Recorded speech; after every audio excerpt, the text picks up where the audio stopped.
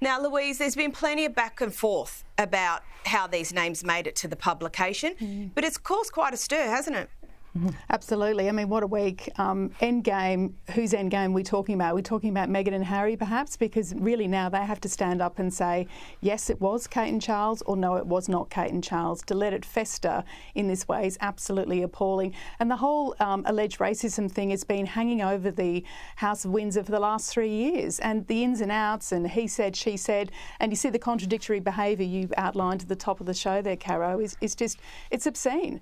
So they really have to now bail out their family and say what the truth actually was. And let's not forget, these are allegations. They've never been proven. And we know the Queen herself said that recollections may vary. So now it's back on them. They have to actually say what happened and who said it and what was actually said, if it was said.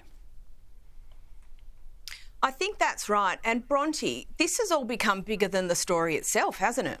Absolutely, and I couldn't agree more than with Lou there, which is that I do feel that Harry and Meghan are in a position now where they really need to say something on the record about what they meant, who it was, all of that, because they're in a bit of a tight spot now. But this has become the big story. I mean, we had these excerpts last week from the book. We did know, Omid Scobie had said prior to the book's release that it was going to be going over these significant events. So we knew it would rehash old wounds. But of course, the leaking of the names in however manner this has actually happened has now become the story, to the point where, of course, the author has had to go on the defensive and give interviews denying responsibility for it. This has become the major story. It's really overshadowed any other anecdotes that were in the book.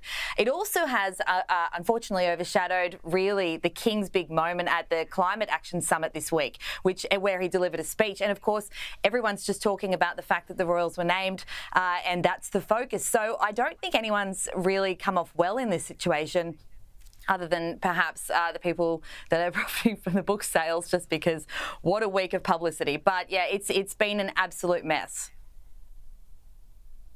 It has. And Bronte, staying with you, those comments by the translator, I mean, that then makes the situation for everyone else quite difficult, doesn't it? Absolutely. It's really quickly become a he said, she said situation. And as you said before, I don't really know that we're going to find out exactly what happened, because already it's quite vague, anything that we have heard about it. So the translator has said, and bearing in mind she's someone who's done this job for many years, she has referenced the fact that she has translated many, many books, never ever experiencing an issue like this before. And she said the words were there in black and white in front of her. So that's what she said and what she's put out there. And she says she translated exactly what she was given. Of course, we heard at the top of the show there that the author has said it was never in any draft, any edition that he submitted. I don't know where the truth sits in all of this. I don't know how this could happen. But as I said, it's a very big mess. And I do believe that we are unlikely to find out exactly how this has occurred. All we know is that something is going to happen as this all keeps unfolding between the royal family and Harry and Meghan and the author, and the shambles.